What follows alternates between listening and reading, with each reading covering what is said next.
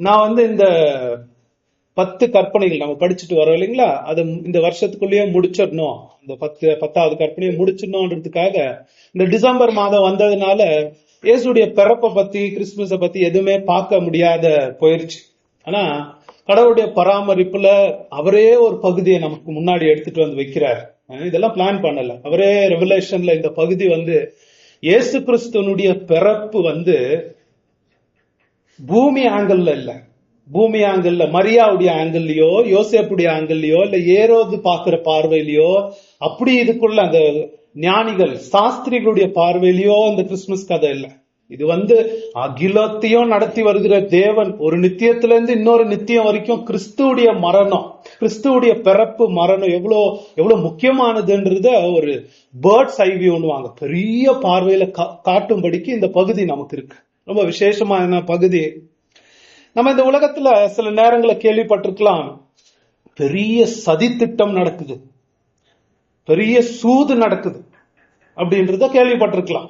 ஒரு சில காரியங்கள் நடந்து எல்லாம் முடிஞ்ச பிறகு, ஒரு பெரிய நிகழ்வு ஏற்பட்ட பிறகு அப்ப நம்ம யோசிக்கிறோம், இதெல்லாம் நடத்துறதுக்கு அவங்க எவ்வளவு சதி திட்டம் பண்ணிருப்பானுங்க, எவ்வளவு பிளான் பண்ணி இதெல்லாம் நிகழ்த்திருப்பாங்கன்னு பார்த்து அப்புறம் ஆச்சரியப்படுறோம். அதுக்கு முன்னாடி யோசிக்கிறது இல்ல. உதாரணத்துக்கு அமெரிக்கா ஒரு பிளெயினை வச்சு அந்த ட்வின் டவர்ஸ் இடிச்சானுங்க இல்லைங்களா, இடிச்சு அந்த பார்லிமெண்ட்டை கூட இடிக்கும் போது, ஆனா அதுக்கு பின்னாடி அந்த தீவிரவாதிகள் எவ்வளவு சதி திட்டம் பண்ணிருப்பாங்க அப்படின்றத அப்புறம் யோசிச்சு பாக்குறோம். அப்புறம் தான் வருது நியூஸ், அதை பிளான் பண்ணானுங்க, 5-10 வருஷமா இதுக்காக சதி திட்டம் பண்ணிட்டு இருந்தானுங்க, அப்படியெல்லாம் வர்ற நியூஸ நம்ம கேள்விப்படுறோம். ஆனா பைபிள் நமக்கு என்ன சொல்லி கொடுக்குதுன்னா, நம்ம இந்த காணாத உலகத்துல, ஆவிக்குரிய உலகத்துல மிக மிக பயங்கரமான கிராண்ட் சதி திட்டம் ஒண்ணு நடந்துகிட்டு இருக்குன்னு வேதம் சொல்லுது. ரொம்ப பேர் நம்மளால சிந்திக்க முடியாத ஒரு சதி திட்டம், ஒரு சூது. எல்லா தீவிரவாதிகளை விட பெரிய தீவிரவாதி சாத்தான், எல்லா வில்லன்களை விட வில்லாதி வில்லனான சாத்தான் நம்மனால யோசிச்சு பார்க்க முடியாத சதி திட்டம் செஞ்சுக்கிட்டு இருக்கிறான். இந்த உலகத்தையும் அவன் பிளான் பண்ணி அந்த மாதிரி தான் இந்த உலகத்தை நடத்திக்கிட்டு இருக்கிறான். முழு மனித சரித்திரத்தையும் அவனுடைய பிளான் படி அந்த சதி திட்டத்துல அவன் நடத்திக்கிட்டு இருக்கிறான் அப்படின்றது வேதம் நமக்கு வெளிப்படுத்துது.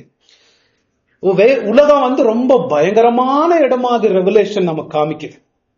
ஆனா பொதுவா பார்த்தோம்னா அவ்வளவு ஆவிக்குரிய சிந்தனை இல்லாதவர்கள், ஒரு மாதிரி மாம்ச விதமா யோசிக்கிறவங்க இதை பார்த்தா அவங்களுக்கு உள்ளுக்குள்ளேயே சிரிப்பாங்க. இது போய் என்னவோ சொல்றாரு, சதி திட்டம் நடக்குது, நான் எந்திரிக்கிறேன், வேலைக்கு போறேன், சாப்பிடுறேன், தூங்குறேன், என்னவோ சதி திட்டம் என்ன இவர் பேசுறாரு அப்படின்ற மாதிரி நமக்கு ஒரு சிரிப்பு வரலாம். ஆனா பெரிய பயங்கரமான திட்டம் நடக்குது. அது ஏன்னா நமக்கு அவ்வளவு பெரிய ஆவிக்குரிய சிந்தனை இல்லாததுனால அதுவே சாத்தானுடைய ஒரு வஞ்சனையா இருக்கிறது. அவ்வளோ பெரிய சதி திட்டம் உள்ளான காணாத உலகத்துல நடக்குதுன்னு கூட தெரியாத வழக்கு மனுஷர்களை இந்த உலகத்தின் ராஜ்யத்தை நம்பி வாழும்படிக்கு குருடாக்கி வச்சிருக்கான். அதான வேதம் போட்டிருக்கு, எல்லோரையும் அவன் குருடாக்கி வச்சிருக்கிறான்னு வேதம் சொல்லுது. அப்பேற்பட்ட பயங்கரங்கள் நடந்துகிட்டு இருக்குன்றத கூட தெரியாத அளவுக்கு மனிதர்களை வாழும்படி, அதை பத்தி கேள்விப்பட்டாவே சிரிக்கும்படி மனுஷர்களை சாத்தான் செஞ்சு வச்சிருக்கான். ஒரு ஆவிக்குரிய சிந்தனை உள்ள மனிதர்கள், பெரிய மனிதர்கள் எல்லாம் நம்ம பார்த்தோம்னா அவங்க சொல்றாங்க, இந்த உலகம் ரொம்ப பயங்கரமான இடம். எந்த அளவுக்கு பயங்கரம்னா, பிசாசுகள் நிறைந்த இடம், பயங்கரமான டேஞ்சரஸ் பிளேஸ் இந்த உலகம், பெரிய சதி திட்டம் இந்த உலகத்துல நடந்துகிட்டு இருக்கு அப்படின்னு அவங்க சொல்றாங்க. வேதம் த வார் ஆஃப் த ஏஜஸ் அப்படின்னு ஒரு வார்த்தை இருக்கு. வார் ஆஃப் த ஏஜஸ்னா உலக போர், முதல் போர், 2வது போர்லாம் அது கொஞ்ச காலம்தான், அது முடிஞ்சிச்சு, அது முடிஞ்சு. அதனோட இந்த வார் ஆஃப் த ஏஜஸ்னா காலாகாலத்துக்கு நடக்கிற போர், அனாதி போர் அப்படின்னு கூட சொல்லலாம். அந்த மாதிரி ஒரு போர் சதா காலங்களும் சரித்திரத்துல நடந்துகிட்டு இருக்கிறது, ஒரு பெரிய போர் நடந்துகிட்டு இருக்கிறது. இன்னைக்கு பகுதி நம்ம கண்களை திறந்து அந்த போரை பார்க்கும்படி நமக்கு செய்யுது. அவனால மறக்க முடியாத ஒரு பகுதி கூட ஒரு விதத்துல அப்படியே எழுதி இருக்கிறார் ஆண்டவர், மறக்க முடியாத அளவுக்கு எழுதி இருக்கிறார். ரொம்ப முக்கியமானது இது.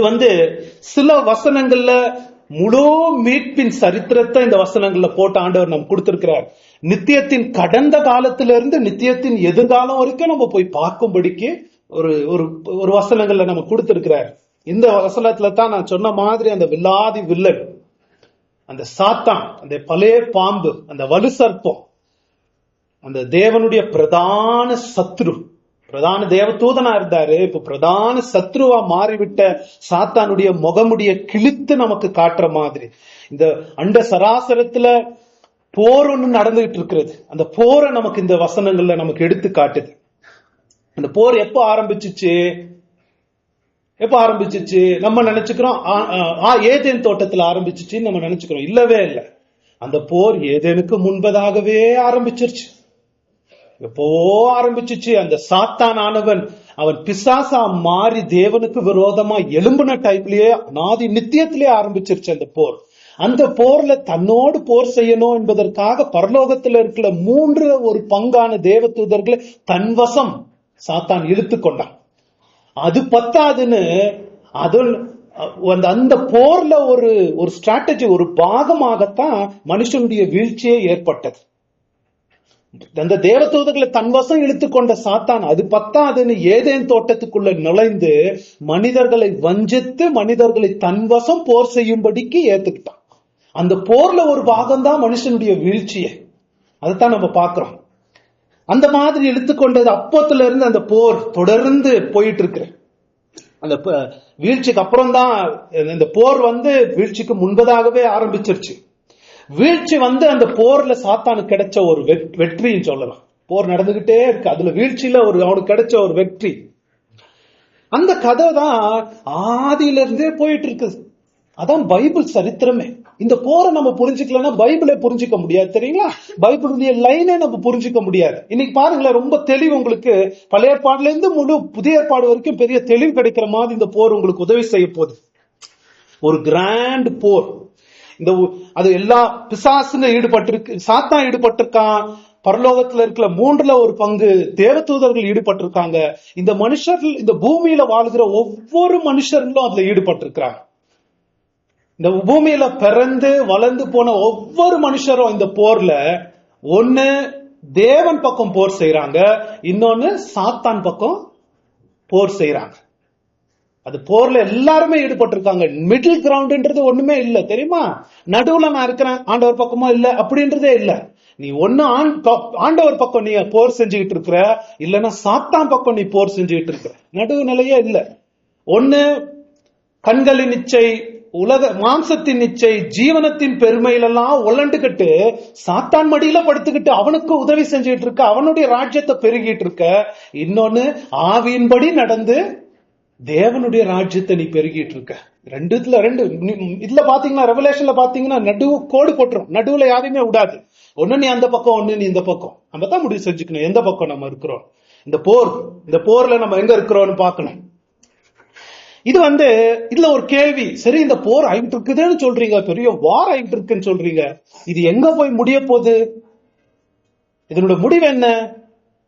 இது முடியுமா அப்படின்றது? யார் ஜெயிக்க போறாங்க இந்த போர்ல?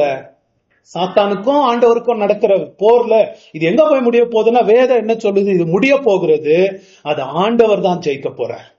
அது ஆண்டவர் ஜெயிக்க போறது, அது வேதம் தெளிவாக வெளிப்படுத்துது. அவர் ஜெயிக்கும் போது அந்த சாத்தானையும், அந்த சாத்தானுக்கு உடன்பட்ட சகல அந்த பிசாசுகளையும், சகல மனிதர்களும், அவங்க வாழ்ந்து போன இந்த சின்ன ஆயுசுல பிசாசுக்கு உடந்தையா இருந்து அவனுடைய ராஜ்யத்துக்காக வாழ்ந்த சகல மனிதர்களையும் பிடிச்சி அக்னி கடல்ல அவர் தூக்கி போடுறாரு. புது வானத்தையும் புது பூமியும் பாவமில்லாத ஒரு இடத்தை ஏற்படுத்தி தேவன் தன்னுடைய ராஜ்யத்தை நிலைநாட்டுறார். அப்படித்தான் இந்த போர் முடிய போகுது. ஆனா இதுல இருக்கிற கேள்வி, இந்த போர், இந்த வெற்றியை கொண்டு வருகிறவர் யார்?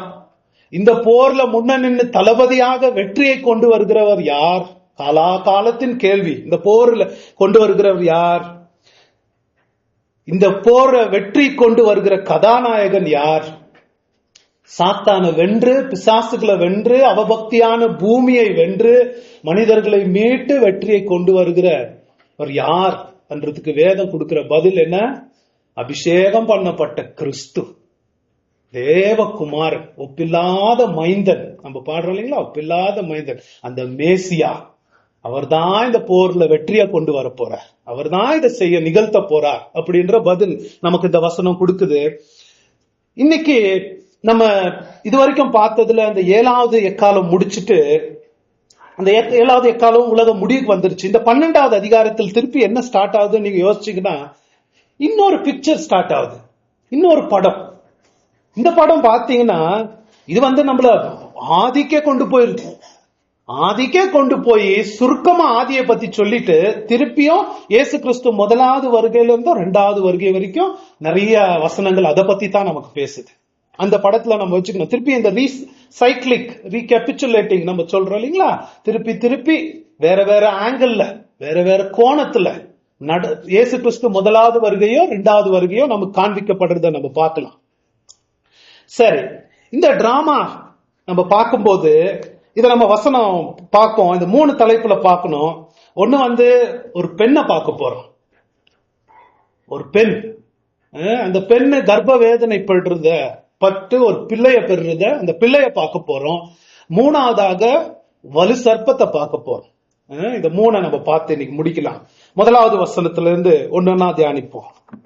அன்றியும் ஒரு பெரிய அடையாளம் வானத்திலே காணப்பட்டது. ஒரு பெரிய அடையாளம் வானத்திலே காணப்பட்டது. அடையாளம்னா என்ன? நம்ம அதை புரிஞ்சுக்கணும். அடையாளம்னா என்ன? நம்ம கூட சொல்லுவோம் அடையாளம் அப்படின்னா, நம்ம இங்க இருந்து வெளியில இருந்து வரோம்னு வச்சுக்கோங்களேன், பெங்களூர்னு ஒரு அடையாளம் போட்டிருக்கு, ஒரு போர்டு போட்டிருக்கு. அப்படின்னா என்ன? ஒரு பெரிய காரியத்துக்கு ஒரு அடையாளமா அது இருக்கிறது. அந்த போர்டு பெங்களூர் இல்ல இல்லைங்களா, பெரிய பெங்களூருக்கு எனக்கு ஒரு ஒரு அடையாளம் காட்டுது அந்த போர்டு. அப்படி பார்க்கும்போது அந்த அடையாளத்தை விட பெரிய காரியத்துக்கு அது இதுவா இருக்குது. இதே மாதிரி இந்த அடையாளத்தை கண்டேன்னு சொல்லும் போது ஒரு ஆவிக்குரிய உலகத்துல ஒரு பெரிய விஷயம் நடக்கிறதுக்கு இது ஒரு அடையாளம் தான். அதை நம்ம புரிஞ்சுக்கணும். அதை அடையாளம்னு புரிஞ்சுக்கலாம். இதைத்தான் கற்பனை பண்ணிட்டு உட்காந்துட்டு யாரு பெண்ணு யாரு எப்படின்னு, அது இல்ல, இது ஒரு அடையாளம். ஆவிக்குரிய உலகத்துல நடக்கிற ஒரு பெரிய விஷயத்துக்கு இது ஒரு அடையாளமா இருக்கிறது. ஏன் அடையாளத்துல பேசுறாரு ஆண்டவர்? ஏன் நேரா பேசக்கூடாதா அப்படின்னா, நேரா பேசினா நமக்கு கொஞ்சம் கூட புரியாது. ஏன்னா ஜானும் எடுத்துக்கிட்டோம்னா, நம்மளும் எடுத்துக்கிட்டோம்னா, எல்லா நூற்றாண்டும் நம்ம வாழ்ந்தது இல்ல. வாழ்ந்திருக்கிறோமா? சாத்தான் உழுவும் போது நம்ம வாழ்ந்திருக்கிறோமா? இல்ல. ஆதியில் நம்ம வாழ்ந்தது இல்ல. எல்லா நூற்றாண்டும் நம்ம வாழ முடியாது. ஏன் நம்ம வாழ்ற நூற்றாண்டு எல்லா இடத்துல நம்ம இருந்த ஆண்டவரும் சாத்தானும் எப்படி போர் செய்யறாங்கன்னு நம்மளால பார்க்க முடியுமா? நம்ம வாழ்க்கையிலேயே நம்ம பார்க்க முடியாது எல்லா இடத்துலயும். ஏன்? எதிர்காலத்தை பத்தி நமக்கு ஒன்றும் தெரியாது. அதனால எல்லா நூற்றாண்டும் ஒரு ஸ்வீப்பிங்கா என்ன ஆண்டவர் செய்யறாரு, என்ன சாத்தான் நிகழ்த்தி வரான்றத புரிஞ்சுக்கிறதுக்கு ஒரு அடையாளத்துல ஆண்டவர் நமக்கு பேசி சொல்லி தர்றாரு. எல்லா இடத்துலயும் ஸ்தலத்திலயும் எல்லா நூற்றாண்டுகள்லயும் ஆண்டவரும் சாத்தானுடைய செயல்கள் எப்படி நடக்குது அப்படின்றத நம்ம புரிஞ்சுக்கும்படிக்கு ஒரு அடையாளத்தை கண்டேன். சரி, படிங்க. என்ன அடையாளம்? ஒரு ஸ்திரீ சூரியனை அணிந்திருந்தாள். அவள் பாதங்களின் கீழே சந்திரனும் அவள் சிரசின் மேல் 12 நட்சத்திரங்களும் உள்ள கிரீடமும் இருந்தன. ஒரு பெரிய அடையாளம், சின்ன சாதாரணப்பட்ட அடையாளம் இல்ல, அது பெரிய அடையாளம். இந்த டிராமா ஒரு ஓமைன் டிராமா மாதிரி ஆண்டவர் போட்டு காட்டுறார். நான் நடத்துற நிகழ்வு, சாத்தானுடைய செயல்கள், அது எங்க கண்டான்றாரு? வானத்துல. பாருங்களேன், ஆண்டவர் யூஸ் பண்ற ஸ்கிரீனு வானத்துல ஸ்கிரீன் போட்டு காட்டுறார். அது யோவானுக்கு அப்படி காட்டுறாரு. யோவான் அப்படி பாக்குறாரு, வானத்துல பாக்குறாரு. வானம்ன்ற ஸ்கிரீன்ல அந்த அடையாளத்தை அவர் பாக்குறாரு. பெரிய அடையாளம், அது ரொம்ப பெரிய முக்கியமான அடையாளம். ஒரு ஸ்திரீயை கண்டேன். பாருங்களா, அதிசயமான ராயல், நம்மள திகைக்க வைக்கிற ஒரு காட்சியில அந்த ஸ்திரீ வருது. சூரியனை அணிந்திருந்தார். அந்த அம்மாவுடைய டிரெஸ் சூரியனை டிரெஸ்ஸா போட்டுருக்கு. சந்திரனை கால்ல மெரிச்சிட்டு இருக்குது. தலையில 12 நட்சத்திரங்களை கொண்ட கிரீடம். இது யார் அப்படின்னா, நம்ம ரோமன் கத்தோலிக் பாதிரியார்கள் என்ன செய்வாங்க? இதுதான் ஆரோக்கிய மாதா, நம்மளுடைய வேளாங்கண்ணி மாதா வந்து விட்டாங்க அப்படின்னு அந்த வசனத்துக்கு ஒரு கும்பிடு போடுவாங்க. அதுவா இதுன்னு நம்ம பார்க்கணும். இதே தான் அங்க இருக்கும். பாத்தீங்களா, அந்த படத்தை பாத்தீங்களா? சூரியனை போட்டிருக்கிற மாதிரி ஒரு பிரஸ் மரியாக்கு தலையில ஒரு 12 ஸ்டார் வச்சுட்டு கீழே பாத்தீங்கன்னா 3 இருக்கும். இதை வச்சு அங்க வச்சிருக்கிறாங்க. வேளாங்கண்ணிலாம் அந்த மாதிரி இருக்கு. அந்த காலத்துல பார்த்தது. அது பார்த்தோம்னா அவங்கதான் இவங்க அப்படின்னா, அவங்க இவங்க இல்ல. எப்படி இல்ல அப்படின்னா, இதுதான் அவங்க சொன்னாங்கன்னா ரொம்ப மாட்டிக்குவாங்க. 6வது வசனம் படிங்களா. ஸ்திரீயானவள் வனாந்திரத்திற்கு ஓடி போனாள். அங்கே 1260 நாளளவும் அவளை போஷிப்பதற்காக தேவனால் ஆயத்தமாக்கப்பட்ட இடம் அவளுக்கு உண்டாயிருந்தது. இந்த குழந்தை பிறந்துட்ட உடனே அந்த ஸ்திரீ வனாந்திரத்துக்கு ஓடி போயிருச்சு. அந்த வனாந்திரத்துல 1260 நாட்கள் அப்படின்னா ஏது? இயேசுடைய முதலாவது வருகையில இருந்து 2வது வரைக்கும் காலகட்டம்.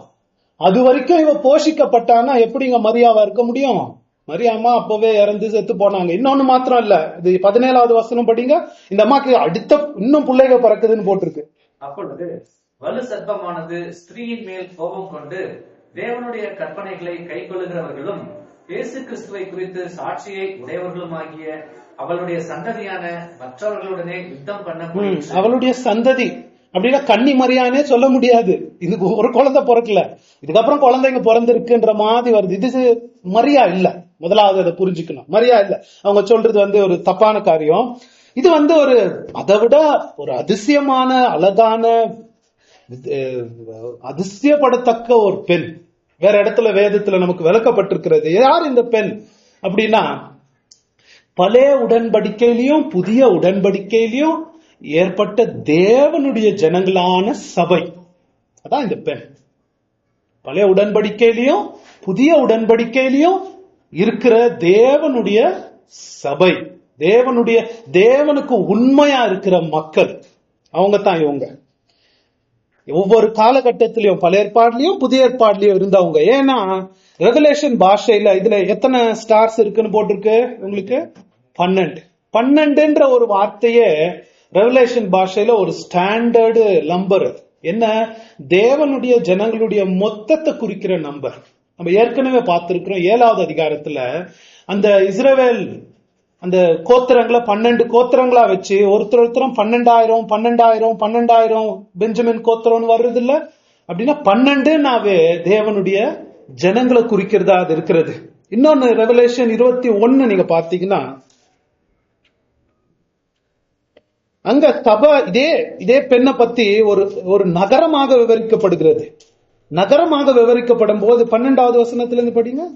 அதற்கு பெரிதும் உயரமுமான நதிலும் கிழக்கே 3 வாசல்கள், வடக்கே 3 வாசல்கள், தெற்கே 3 வாசல்கள், மேற்கே 3 வாசல்களும் ஆக 12 வாசல்களும் இருந்தன.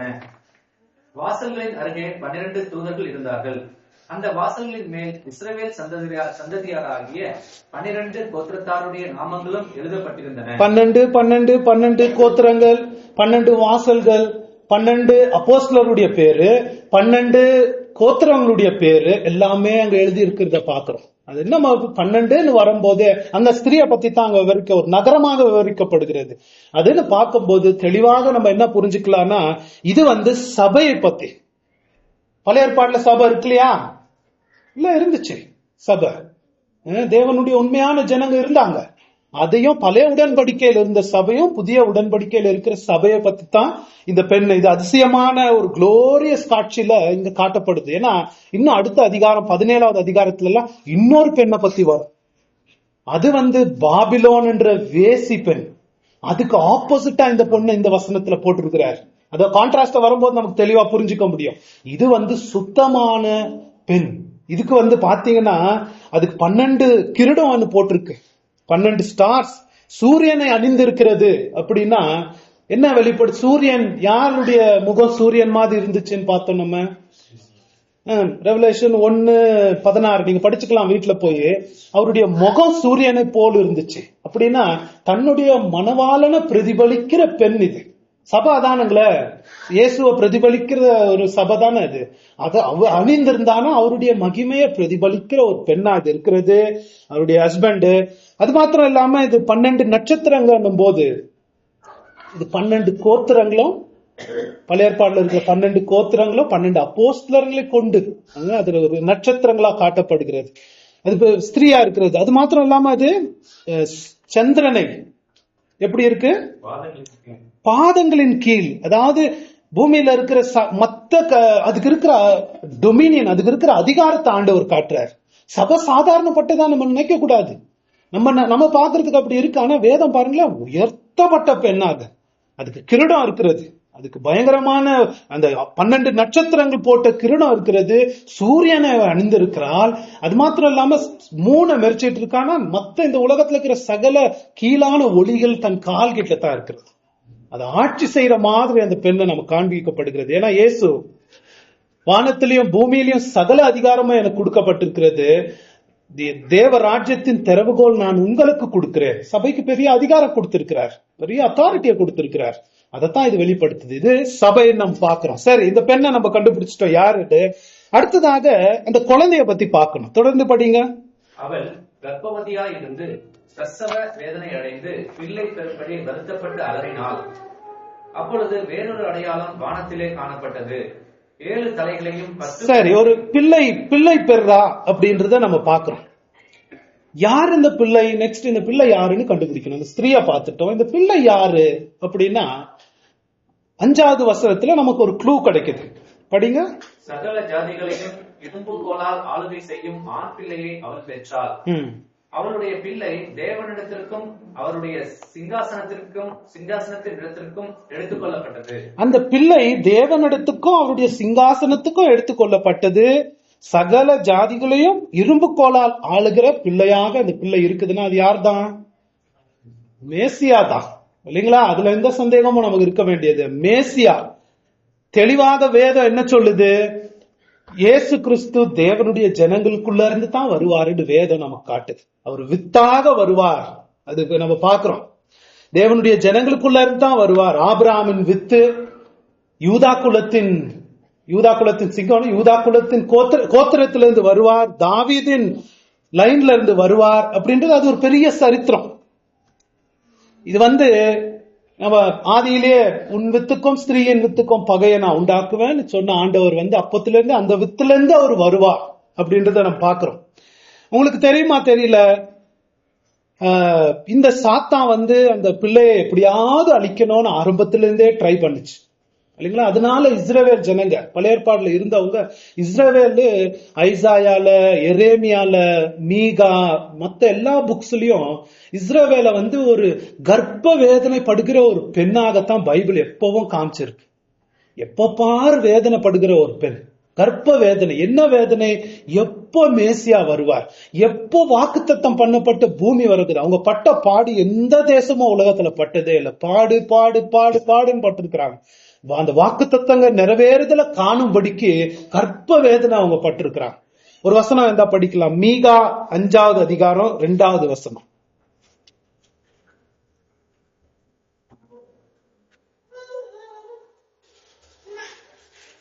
எப்ராத்தா எனப்பட்ட பெத்லகமே, நீ யூதேயாவில் உள்ள ஆயிரங்களுக்குள்ளே சிறியதாக இருந்தும் இஸ்ரவேலை ஆளப்போகிறவர் முன்னிடத்தில் இருந்து புறப்பட்டு என்னிடத்தில் வருவார். அவருடைய புறப்படுதல் அநாதி நாட்களாகிய பூர்வத்தினுடையது. 5வது அதிகாரம் 2வது வசனமா? அப்புறம் ஆனாலும் பிரசங்கிக்கிற மட்டும் அவர்களை ஒப்பு கொடுப்பார்.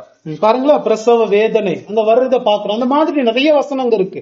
இஸ்ரவேல் ஒரு பிரசவ வேதனை படுற ஒரு பெண்ணு மாதிரி காமிச்சிருது நிறைய இடங்கள்ல இருக்கு. ஏன் ஆபிரகாமே ரொம்ப நாள் காத்துக்கிட்டு இருந்தார் ஒரு குழந்தை பிறக்கணும்.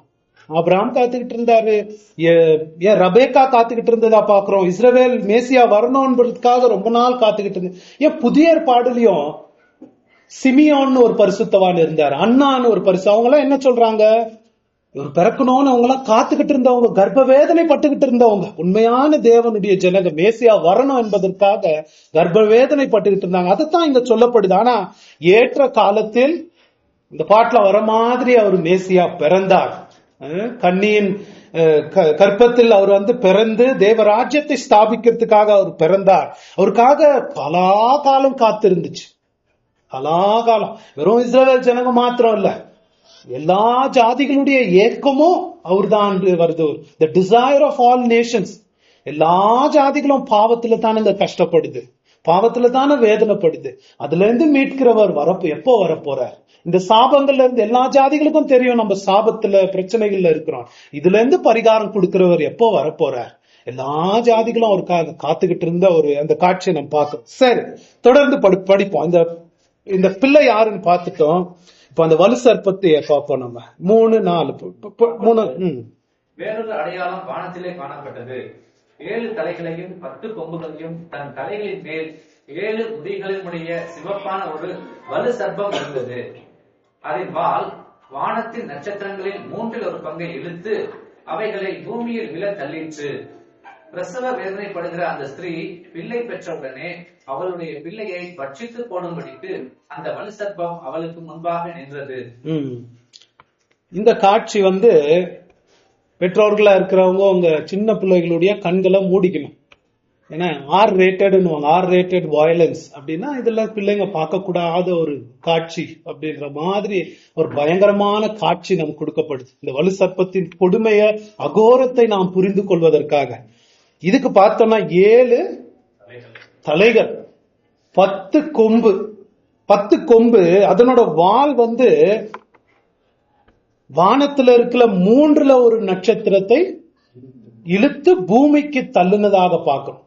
இது எதை குறிக்கிறதுனா, ஆதியில பரலோகத்துல இருந்த தேவ தூதர்களை 1/3 தன்வசம் எடுத்து அவங்கள பூமிக்கு தள்ளிருச்சுன்னா அவங்கள பிசாசுகளா மாத்திருச்சு. அதைத்தான் குறிக்கிறது. இது யோசிச்சு பாருங்களேன். இது எப்படி காட்டப்படுது இந்த காட்சியிலனா, ஒரு மூச்சு விட்டுக்கிட்டு அந்த குழந்தை பறக்கமா விழுங்கலாமான்னு காத்துக்கிட்டு இருக்கிற ஒரு வலு சர்ப்பம் மாதிரி நமக்கு காமிக்கப்படுது.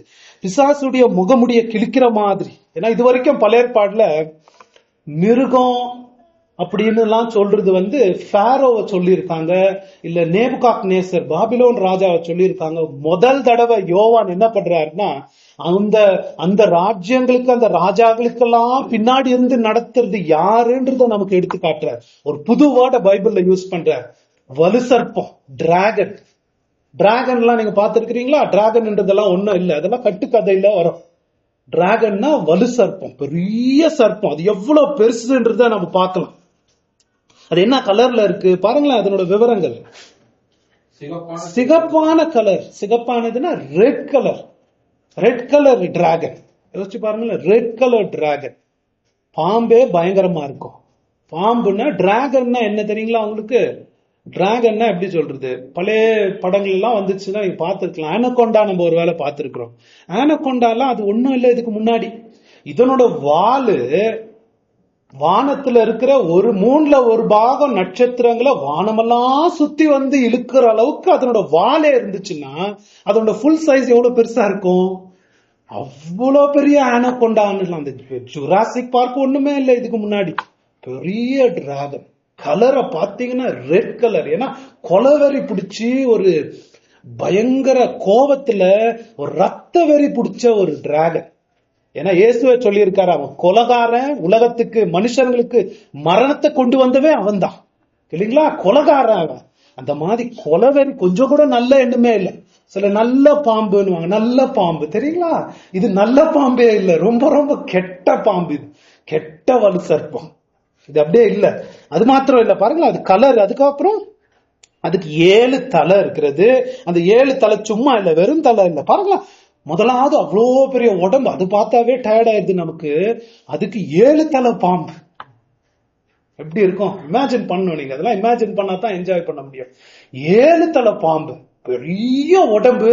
உடம்பு பத்தாதுன்னு 7 தலை வேற. அதுக்கு அப்படியே புஷ்ன்னு இருக்கு 7 தலை. அந்த தலை வெறும் தலை இல்ல, அந்த 7 தலைக்கும் 7 சிங்காசனம், அது கிரீடம் இருக்கிறது. பாக்குறீங்களா? கிரீடம் இருக்கிறது. ஏன்? சாதாரணப்பட்ட பாம்பு இல்ல இது. இந்த உலகத்தின் தெய்வம் இதுதான். இந்த உலகத்துக்கு பெரிய ஸ்தானத்தை கொடுத்து, பெரிய இறையாண்மையின் பதவியை கொடுத்து, இந்த உலகத்தின் பிரபு அதுதான். இந்த உலகத்தின் 7 போது வரப்போது, இனிமே 7 தலைங்கன்னு வரும்போது, ஏன் இந்த உலகத்தை ஆளுகிற சகல 7 ராஜ்யங்கள், பரிபூர்ணமான 7 ராஜ்யங்கள் அப்படின்னு, அந்த 7 ராஜ்யங்களும் இந்த பாம்புடைய தலை தான். அது இதுக்கு கிரீடம் சூட்டி இருக்கிறது. இதுதான் எங்க கடவுள், இதுதான் எங்க தெய்வம்னு அதை வணங்குகிறதா இருக்கிறது. இதுக்கு பெரிய பவர் இருக்கு, சாதாரணப்பட்டது இல்ல. அது மாத்திரம் இல்லாம 7 கொம்பு வேற இருக்கு இதுக்கு. பாருங்களா எவ்வளவு கட்டிட்டு போறாரு. தலை 7 தலை பாம்பு, அதுவே போதும். பாம்புனாவே நம்ம தலை சுத்தி விழுந்துருவோம். ஆனா பெரிய பாம்பு, ரெட் கலரு, 7 தலை வேற, அதுல 10 கொம்பு வேற இருக்குது. அது 10 கொம்பு எப்படி டிஸ்ட்ரிபியூட் பண்ணிருந்துச்சுன்னு தெரியல 7 தலையில. ஆனா 10 கொம்புன்னு அந்த நம்பர் என்ன போட்டிருக்குன்னா, கொம்பு எதுக்குன்னா அதனோட பலத்துக்கு. ஒரு மிருகத்துக்கு கொம்புனா பலம், அதை அட்டாக் பண்றது அதுலதான் அட்டாக் பண்ணும். 10 கொம்புன்னு இருந்துச்சுன்னா அது பரிபூர்ண வல்லம் அதுக்கு இருக்கு. இந்த உலகத்தின் வல்லம் எல்லாம் அதுக்கு இருக்கு. பெர்ஃபெக்ட் ஸ்ட்ரென்த், பயங்கரமான ஸ்ட்ரென்த் அதுக்கு இருக்கு. என்ன ஒரு கொடுமையான காட்சி பாருங்களேன். ரொம்ப சில காட்சி நம்ம டிவி எல்லாம் பார்த்தோம்னா அதை பார்த்துட்டே திடீர்னு மாத்திரணும்னு நமக்கு இருக்கும். கோரமா சாப்பிட கூட முடியாத மாதிரி இருக்கும். உங்களுக்கு சொல்ற அந்த மாதிரி காட்சி எஃபெக்டை ஏற்படுத்தணும்னு தான் நமக்கு இப்படி இந்த வசனம் போட்டிருக்கு. அதை பார்க்கவே முடியாதபடிக்கு. ஏன்னா அந்த டிராகன்னா வலுசற்போனா அதுக்கு ரெக்க கூட இருக்கும். உங்களுக்கு தெரியுமா? இனிமே பறக்கிறதெல்லாம் பார்க்க போறோம். ஆனகொண்டா பறக்குதுன்னா எப்படி இருக்கும் யோசிச்சு பாருங்களேன். It's a flying anaconda. அப்படி இருக்கும். நம்ம பறக்கிறதெல்லாம் பார்க்க போறோம். அது அதனோட அந்த நகங்களை அதனோட பல்ல வச்சுக்கிட்டு விஷகரமான விஷம் உடம்பெல்லாம் நிறைஞ்சிருக்கு. கொஞ்சம் கூட நல்ல எண்ணமே அதுக்கு இல்ல. விஷகரமான உடம்பெல்லாம் விஷம் வச்சுக்கிட்டு அது கொடுமையோடு வருது. அதனோட சைஸே பயங்கரமா இருக்கு. அது நம்ம உடம்பே சிலுக்கிற மாதிரி ஒரு காட்சி. அது அந்த பக்கம் ஒரு காட்சி. யோசிச்சு பாருங்களேன். இந்த பக்கம் அதுக்கு யாருக்கு விரோதமா போகுது? ஒரு கர்ப்பிணி ஸ்திரீ. உங்களுக்கு அது யோசிச்சு பாருங்களேன். ஒரு கர்ப்பிணி ஸ்திரீ. அவ கர்ப்பிணி ஸ்திரீ மாத்திரம் இல்ல, பிரசவ வேதனை இருக்கிற ஒரு ஸ்திரீ. அந்த மாதிரி ஒரு ஸ்திரீயை பார்க்கும்போது எவ்வளவுதான் கொடுமையா மனுஷருங்க இருந்தாலும் அந்த ஸ்திரீயை பார்க்கும்போது மனசு உருகாது இல்லைங்களா? அந்த மனுஷருங்களேவே நமக்கு அந்த ஸ்திரீய, அந்த கர்ப்பிணி ஸ்திரீன்னு பார்க்கும்போது ஐயோன்னு நமக்கு போய் உதவி செய்யலான்னு வரும் இல்லைங்களா? அது பெரிய மனசு இறங்கும் நம்மளுக்கு. அது மாத்திரம் இல்லாம அந்த குழந்தை பிறந்த உடனே அந்த குழந்தைய பார்த்து அப்படியே கண்ணெல்லாம் தண்ணி வந்துடும். அந்த இதெல்லாம் பார்த்து இந்த குழந்தை இதெல்லாம் பார்த்து நமக்கு ஒரு மாதிரி ஆகும். இறங்க மனசே உருகிடும் நமக்கு. அந்த மாதிரி ஒரு காட்சியில. ஆனா இதனோட கொடுமை எப்படி காட்டுறாருன்னா, இவ்வளவு பெரிய பயங்கரமான வலுசற்பம், அதுக்கு 7 தலை, 10 கொம்பு, எல்லா இறையாண்மை உலகத்தின் பவரெல்லாம் தான் வைத்து கொண்டு யாருக்கு விரோதமா போகுது? ஒரு பொண்ணுக்கு விரோதமா போகுது. பாருங்களேன். பொண்ணே முதலே அதை பார்த்தோம்னா தற்காப்பு அற்ற ஒரு நிலை. பொண்ணுகிட்ட போய் ஃபைட் பண்ணா அவ்வளவு பலம் இருக்கா? தற்காப்பு அற்ற. அதுவும் கர்ப்பிணி பெண்ணுன்னா இன்னும் வீக்கா இருக்கும். அதுவும் அது பிரசவ வேதனைப்படுற நேரத்துல இருக்குன்னா யார் ஒன்னும் டிஃபென்ஸே இல்ல. அந்த இடத்துல போய் அதை அட்டாக் பண்ணணும்னு போகுது. அட்டாக் பண்ணணும்னு இல்ல, அதுக்கு பிறக்கிற குழந்தை மூச்சு விட்டுக்கிட்டு வாயை திறந்துகிட்டு பல்லெல்லாம் காமிச்சுக்கிட்டு காத்துக்கிட்டு இருக்கு. அந்த பொண்ணு கால் கிட்ட காத்துக்கிட்டு இருக்கு. அந்த குழந்தை பிறந்த உடனே விழுங்கிடலான்னு காத்துக்கிட்டு இருக்கு. என்ன மாதிரி பயங்கர காட்சி பாருங்களேன். அப்படி ஒரு காட்சி அப்படி போட்டிருக்கு பைபிள். அந்த குழந்தை பிறந்த உடனே விழுங்கலான்றதுக்கு அந்த குழந்தைய அடையாளம் தெரியாம சுக்குநூறா சாவடிச்சிடணும், அழிச்சிடணும் அப்படின்னு போட்டிருக்கிற ஒரு காட்சி. பயங்கரமான காட்சி. நம்ம உடம்பெல்லாம் சிலுக்க வைக்க வேண்டிய ஒரு காட்சி. அந்த மாதிரி தான் அந்த வசனம் போட்டிருக்கு ஒரு அடையாள மொழியில. இது என்ன அப்படின்றத நம்ம பார்க்கணும். இந்த காட்சி என்னத்தை வலியுறுத்துறது அப்படின்னு பாத்தீங்கன்னா, எந்த நாள் அந்த பிசாசு, அந்த வலு சர்ப்பம் என்னைக்கு அது கேட்டுச்சோ, நீ மனுஷர்களை உன் பக்கம் இழுத்துட்டேன்னு நீ பெருமை பாராட்டுறியா? உன் வித்துக்கும் ஸ்திரீயின் வித்துக்கும் நான் பகையை உண்டாக்குவ. அந்த ஸ்திரீல இருந்து ஒரு வித்து வரும். ஸ்திரீக்கு வித்து இல்ல, ஆனா ஒரே டைம் சரித்திரத்துல ஒரே ஒரு ஸ்திரீக்கு வித்து வரும். அந்த வித்து தான் உன் தலைய நசுக்கி உனக்கு அழிவை கொண்டு வர போதுன்னு அது எப்போ கேட்டுச்சோ, அப்போத்துல இருந்து இந்த வலு சர்ப்பம் தூங்குனதே இல்லை. தெரியுமா உங்களுக்கு? பைபிள நம்ம அப்படி பாக்குறதே இல்லை. ஒருவேளை உங்களுக்கு ஒரு டூருக்கு கூட்டு போற பைபிள் டூருக்கு, அது அப்போத்துல இருந்த, இது வெறும் மரியாவை பத்தி பேசிட்டு இல்ல, ஒரு டெலஸ்கோபிக் வியூ விடுவாங்க. ஆதியில இருந்தே இது எத்தனை காலம் குழந்தைய விழுங்கணும்னு பாத்துக்கிட்டு இருந்துச்சுன்றத நம்ம ஆதியில இருந்து பார்க்க கத்துக்கணும். இது ஆரம்பத்துல இருந்தே அந்த லைன் வரவே கூடாது. அந்த குழந்தை அந்த வித்து உண்டி வந்துடவே கூடாதுன்னு ஆதியில இருந்தே ட்ரை பண்ணுச்சுங்க. ஏன் முதல்ல இருந்தே நம்ம எடுத்துக்கிட்டோம்னா, முழு சரித்திரமே ஒரு டூரை பார்த்துட்டு வருவோமே கொஞ்ச நேரம், ஆதியில இருந்தே எடுத்தோம்னா முதல் ஆதாம் ஏவாள் பிறந்தாங்க. என்ன ஆச்சு?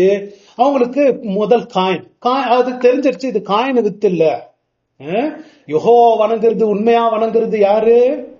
ஆபேல் தெரிஞ்சிருச்சு. என்ன பண்ண? அவன் காயின் காதுல ஓத ஆரம்பிச்சான் இல்லைங்களா. காயினுக்கு இருக்கிற அந்த பொறாமைன்ற பலவீனத்தை பயன்படுத்தி அந்த வித்தை போட்டு அழிச்சிட்டான். முடிஞ்சிருச்சு அந்த கதை. சந்தோஷம். அது காத்துக்கிட்டு இருந்துச்சு விழுங்கலான்னு அங்க முடிச்சிருச்சு. அதான் நம்ம பார்த்துட்டு வரோம். இது பெரிய காரியத்தை விவரிக்குது இந்த வசனம். அது முடிஞ்சு அதுக்கப்புறம் தேவன் விட்டாரா? இல்ல, இன்னொரு குழந்தை பிறந்துச்சு ஏவலுக்கு. யாரு? செத்து பிறந்தான். செத்து பிறந்த உடனே என்ன ஆச்சு? அவன் விட்டானா? இல்ல, செத்து போய் வளர்ந்து அவனுடைய பிள்ளைகள் போய் காயினுடைய குடும்பத்தோடு அவனுடைய பிள்ளைகளைய கல்யாணம் பண்ணிக்கிட்டு அலங்கோலமா வித்தே போற அளவுக்கு அவன் பண்ணிட்டான். இன்னும் தேவ தூதர்கள் எல்லாம் சில பேரை இறங்கி வந்து மனிதர்களோடு உறவு வைத்து பயங்கரமா உலகமே கெட்டு குட்டி சோற அளவுக்கு வித்தே வராதபடிக்கு அவன் பண்ணிட்டான். அப்படிதான் அவன் பண்ணிட்டு வந்தான். கடவுள் என்ன பண்ணாரு? எல்லாரையும் அழிச்சிட்டாரு. அதுதான் விரும்பினது. அவன் தான் ரொம்ப விரும்புறது. அது கொலகாரன். அவன் எல்லாரையும் விரும்பணும், அழிக்கணும்ன்றதுதான் அவனுடைய விருப்பம். எல்லாரையும் போட்டு அழிச்சிட்டார். என்ன ஆக போகுது வித்துக்கு அப்படின்னு எல்லாம் சாத்தான் நினைச்சா எல்லாரும் செத்துட்டாங்க. உலகத்தின் பார்வையில் 8 பேர் என்னங்க பெரிய விஷயம்? எல்லாம் போச்சு. இன்னமே என்ன வித்து வரப்போகுது நான் பாத்துறேன்னா 8 பேர் காப்பாத்தி வச்சிருந்தார். அந்த 8 பேர்ல வந்தாங்க. அந்த 8 பேர்ல வந்து விட்டானா அதுக்கப்புறம் எல்லாரும் கெட்டு அழிஞ்சுக்கிட்டு போனாங்க. அதுக்கப்புறம் என்ன பண்ணார் ஆண்டவர்? ஒரு குடும்பத்தை செலக்ட் பண்ணார். ஒரே ஒரு மனுஷன் மூலமா அந்த வித்து வரணும்னு செலக்ட் பண்ணார். யார் அது? ஆபிரகாம். மோசேக்கு போயிட்டீங்க நீங்க. இன்னும் ஆபிரகாமை செலக்ட் பண்ணார். ஆபிரகாம் உன்னுடைய சந்ததியில இருந்து வரப்போகுது, உன்னுடைய சந்ததியின் மூலமா உன்னுடைய வித்தின் மூலமா சகல குடும்பங்களும் ஆசீர்வதிக்க போகிறது. ஆபிரகாம் குடும்பத்தை விட்டானா பாருங்களேன், குடும்பத்தை அட்டாக் பண்ணு. அங்க வெயிட் பண்ணிட்டு இருக்கான் வித்து அழிக்கணும்னு. என்ன பண்ணுதா ஆபிரகாம்? நடந்துரும் நினைச்சோம். ஃபாரோ வந்து சாராவை கெடுத்துட்டு இருப்பான். கெடுத்து அந்த வித்தே வராதபடிக்கு அழிஞ்சு போயிருக்கலாம் அந்த குடும்பம். ஆனா தேவன் நேரிட்டு அந்த குடும்பத்தை அங்க காப்பாத்துறாரு.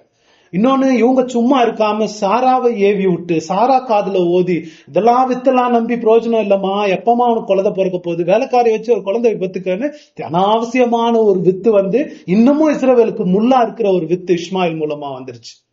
அது பாருங்களா, பண்ணிட்டே வந்திருக்கான்.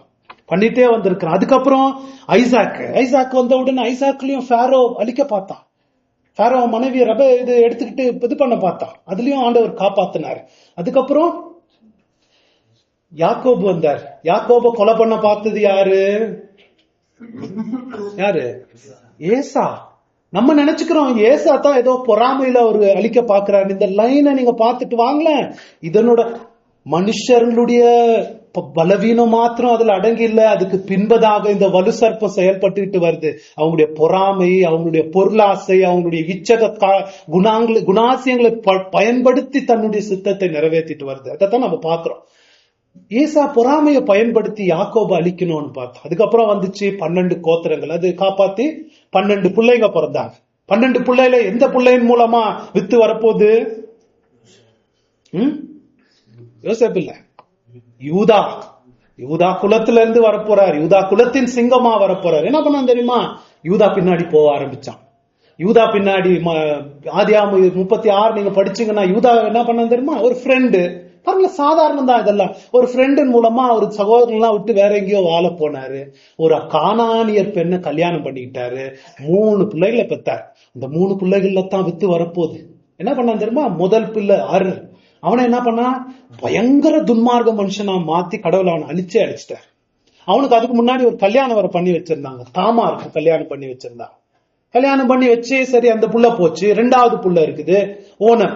அந்த புள்ளைக்கு அவர் என்ன, அந்த காலத்துல வந்து அண்ணன் செத்துட்டான்னா அவங்க தம்பிய கல்யாணம் பண்ணி வைக்கிறது வழக்கம். சரி, தம்பிய கல்யாணம் பண்ணி வச்சாங்க. அவன் என்ன பண்ணா, எந்த குழந்தை எனக்கு பிறக்காதுன்னு சொல்லி குழந்தைய வேணான்ற மாதிரி இருந்தான். அவனை போட்டு அழிச்சாராண்டு. பாருங்களேன், அழிச்சுக்கிட்டே வருது. அதுல தான் வரணும். இப்ப எங்க இருக்குது வித்து? யூதா இருக்கிறாரு, தாமார் மருமக இருக்குது. இவர் என்ன சொல்லிட்டாரு? போமா, நீ உனக்கு கட்டுறவங்க எல்லாம் எல்லாரையும் விழுங்கிடுற, நீ போய் உங்க அம்மா வீட்டுல இரு அப்படின்னு அவர் அமிச்சிட்டாரு. இப்ப எங்க வரப்போகுது வித்து? யூதா பிள்ளைங்க எல்லாம் சின்ன பின்னமா கிடக்குது. எங்க வரப்போகுது வித்து? வித்தே வர ஒருவேளை வந்துட போகுதுன்றதுக்காக என்ன பண்ணான்னு தெரியுமா? தப்பான ஒரு குழந்தைய பிறக்க வச்சான். யூதாக்கும் தாமாருக்கும் ஒரு தப்பான குழந்தை பிறக்கும்படிக்கு. அந்த காட்சி நம்ம 36, 38 படிக்கலாம். நீங்க ஜெனசிஸ்ல நீங்க போய் படிச்சுக்கலாம். உங்க வீட்டுல 38 வருது. தப்பான குழந்தை, தப்பான பிறக்கிற குழந்தை வந்து எப்படி அது வித்தா இருக்க முடியும்? ஒரு பெரிய சாபத்தை ஆண்டவர் கொடுத்திருக்கிறார். என்ன சாபம்? உபாகமோல போட்டிருக்கு. உபாகமம் 23:2 தப்பா பிறந்த குழந்தை தேவனுடைய சந்நிதியில வரவே முடியாது. எப்பதான் வர முடியும்னு போட்டிருக்கிறாரு, படிங்க. பிள்ளையின் கர்த்தருடைய சபைக்கு உட்படலாகாது. அவனுக்கு 10ஆம் தலைமுறையாகும் கர்த்தருடைய சபைக்கு உட்படலாகாது. எந்த முறை தலைமுறை தான் வர முடியும்? 10வது தலைமுறை தான் வர முடியும். வேசி பிள்ளைகள் வர முடியாது. தப்பா பிறந்த பிள்ளைகள் கடவுளுடைய சபையில வர முடியாதுன்னு ஒரு சாபம் இருக்குது பழைய ஏற்பாடுல. இப்ப எப்படி 10 தலைமுறைக்கு வித்தே வர முடியாதபடிக்கு பண்ணிட்டான் பாருங்களேன். இன்னும் 10 தலைமுறைக்கு வரவே முடியாது. ஆனா என்ன ஆச்சு? 10 தலைமுறைக்கு அப்புறம் பிறந்தது யாரு? படிங்களா, மத்தேயு எடுத்து படிங்க. மத்தேயு 1வது அதிகாரம் 3வது வசனத்துல இருந்து படிங்க. 10 தலைமுறைக்கு வித்தே வராதபடிக்கு பண்ணியாச்சு. இனிமே என்ன ஆக போகுது? யூதா பாரேசையும் சாராவையும் தாமாரையும் இருங்க. யூதா பெற்றது யாரு? பாரேஸ். பாரேசை பெற்றான். 1வது தலைமுறை. அப்புறம் சாரா தாமாரிடத்தில் பெற்றாள். அப்புறம் தாமாரிடத்தில் பெற்றாள். மருமக கிட்ட இருந்தே பெற்றாள். அது தப்பா பிறந்த பிள்ளை. அப்புறம் பாரேஸ் எஸ்ரோமை பெற்றான். எஸ்ரோமை பெற்றார். 2. எஸ்ரோம் ஆராமை பெற்றான். 3. ஆராம் அபினதாப்பை பெற்றான். 4. அபினதாப் நகசோனை பெற்றான். 5. நகசோன் சல்மோனை பெற்றான். 6. சல்மோன் போவாசை ராகாவிடத்தில் பெற்றான். 7. போவாஸ் ஓபேதை ரூத்தினிடத்தில் பெற்றான். 8. ஓபேத் ஈசாவை பெற்றான். 9. ஈசாய் தாவீது ராஜாவை பெற்றான். 10. 10ல வந்து நிக்கிறது யாரு? 10வது தலைமுறை வருது. வித்து பாருங்க, அந்த சாபத்தை எல்லாம் கடந்து 10 தலைமுறை வர முடியாத மாதிரி பண்ணிட்டான். ஆனா 10வது தலைமுறை வெயிட் பண்ணி கொண்டு வந்திருக்கிறார். ஏன் இயேசு வர்றது டிலேன்றது நம்ம யோசிச்சு பார்க்கணும். இது பிசாசு விழுங்கணும்னு காத்துக்கிட்டு இருக்கு. ஒவ்வொரு நூற்றாண்டுலயும் கெடுத்துக்கிட்டு இருக்கு. 10வது தலைமுறை வந்து பிறந்திருக்கிறார். தாவீது, அவனை சும்மா விட்டானா? அவரை கொல்லணும்னு பார்த்தது எத்தனை திட்டம். யாரு? சவுல். பாருங்களேன், நம்ம சவுளுடைய பொறாமை நினைச்சுக்கிறோம், சவுளுடைய வெறித்தனம், பதவி வெறித்தனம் நினைச்சுக்கிறோம். அதெல்லாம் இருக்குது. ஆனா அதை பயன்படுத்துது இந்த வலு சர்ப்பம் வித்த அழிப்பதற்காக, இந்த போர்ல பயன்படுத்துறதுக்காக. மனிதர்களை இப்படித்தான் அது பயன்படுத்துது. தேவன் பக்கம் வராதபடிக்கு, இப்ப தனக்கு போர் செய்யும்படிக்கு அவங்களுடைய பொறாமை, உலக ஆசை, பொருளாசையை பயன்படுத்தி இப்படித்தான் அந்த போர்ல மனுஷர்களை பயன்படுத்திக்குது சாத்தான். அதை நம்ம பார்க்க கத்துக்கணும். 10வது தலைமுறையில தாவீது வராரு. சவுலு அந்த ஈட்டி எடுத்து ஒரே குத்து குத்திடணும்னு பார்த்தார். ஆனா அது குத்துறதுக்கு முன்பதாக என்ன போட்டிருக்கு வசனத்துல தெரியுமா? ஒரு அசுத்த ஆவி சவுலுக்குள் புறப்பட்டு வந்தது. அந்த அசுத்த ஆவி வித்து அழிக்க பாக்குது. ஒரு கதை இல்ல, இந்த வித்துடைய லைன் தான் நமக்கு போகுது. முழு பழைய ஏற்பாடு கதை. அதை நம்ம பார்க்க கத்துக்கணும். அவனு குத்தணும்னு பார்த்தான். அது மாத்திரம் இல்லாம அதுக்கு முன்னாடியே நம்ம போய் பார்த்தோம்னா, எகிப்துல எடுத்து பாருங்களேன், என்ன அலங்கோலம் அங்க இல்லையா வலு சர்ப்பம்? பிறந்த உடனே சிப்ரா பூவா அமிச்சாரு ஃபாரோ. என்ன பண்ணணும்? ஆண் குழந்தைன்னு பாத்துட்டீங்கன்னா அழிச்சிடணும். வலு சர்ப்பம் அவங்க வாயை திறந்துகிட்டு காத்துக்கிட்டு அழிச்சிடணும். அவங்க பயபக்தி, தேவ பயபக்தியில் ஐயா நாங்க போறதுக்குள்ள இந்த பிள்ளைங்க பிறந்துடுறாங்க, நாங்க ஒன்னும் பண்ண முடியல, நாங்க விட்டானா இல்ல, பிடிச்சு குழந்தை பிறந்த உடனே நைல் ரிவர்ல தூக்கி போடுங்க. என்னென்ன பண்ணாம பாருங்களேன், என்னென்ன பண்ணி அதுக்கப்புறம் தான் தாவீது வந்து ராஜாக்களுடைய காலம். ஒவ்வொரு ராஜாவையும் கெடுத்து கெடுத்து கெடுத்து கெடுத்து வித்து எவ்வளோ அலங்கோலம் பண்ணும். ஒரு டைம்ல என்ன ஆச்சு தெரியுமா? அதிசயமான கதை. இந்த வித்தனுடைய லைன் தாங்க பைபிள். பழைய ஏற்பாடை தான் அப்படி பார்க்கணும். ஒவ்வொரு ராஜாக்கள் வரும்போது ஒரு டைம்ல என்ன ஆச்சுன்னா, போயும் ஒரு ராஜா வந்து போய் எசபேலுடைய பொண்ணை கல்யாணம் பண்ணிட்டார், அத்தாலியா. அந்த அம்மா என்ன பண்ணுச்சு தெரியுமா? எல்லா தாவீதுடைய சந்ததி எல்லாரையும் அழிச்சிட்டு முதல் தடவை இஸ்ரவேல்ல ராணியாக அரசாங்கத்துல உட்காரணும்னு எல்லா பிள்ளைங்களையும் அழிச்சிருச்சு. எல்லாத்தையும் அதை பயன்படுத்தலாம். எல்லா பிள்ளைங்களும் அழிச்சிருச்சு. ஒரே ஒரு சின்ன குட்டி பாப்பா வேலைக்காரி டேபிள் கீழே எடுத்துட்டு போய் ஒளிச்சு வச்சு தூக்கின்னு போய் கோயிலுக்குள்ள வச்சிருச்சு. அந்த குழந்தை போயிருந்துச்சுன்னா வித்தே போயிருக்கும். 7 வருஷத்துக்கு அப்புறம் தெரியுது அது கோயில்ல வளர்ந்துருக்குன்னு. அப்புறம் தான் அதை ராஜா பண்ணி இந்த சாவடிச்சாங்க இந்த அத்தாலியா. அப்படியெல்லாம் கதை வந்திருக்கு லைன்.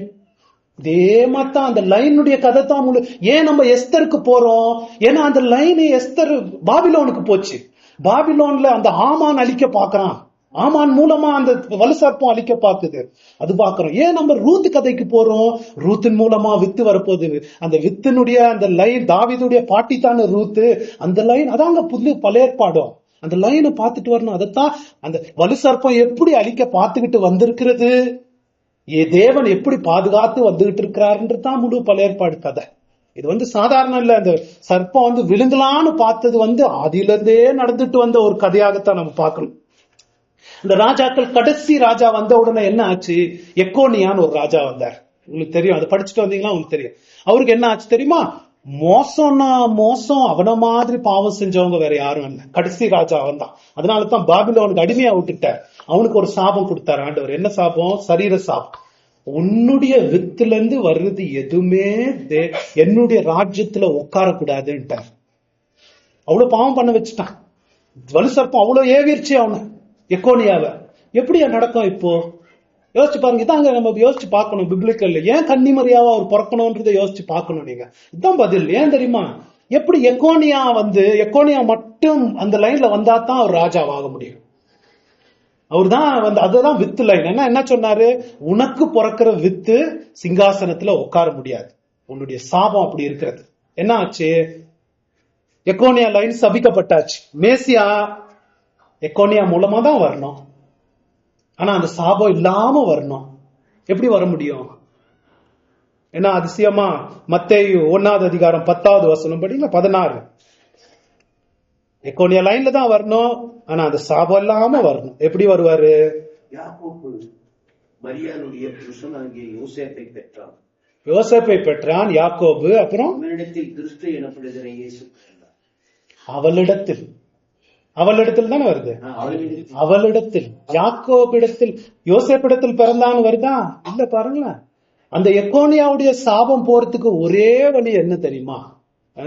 ஒரு கன்னி பிறப்பு தான். மரியா தாவீது லைன்ல இருந்து வந்ததுதான். ஆனா சாலமன் லைன்ல வரல. இன்னொரு பையன் இருந்தான், நாதன். அந்த லைன்ல இருந்து மரியா வந்திருக்கு. அதனால அந்த ரத்த உறவு, ராயல் பிளட் அவருக்கு கிடைச்சிருச்சு.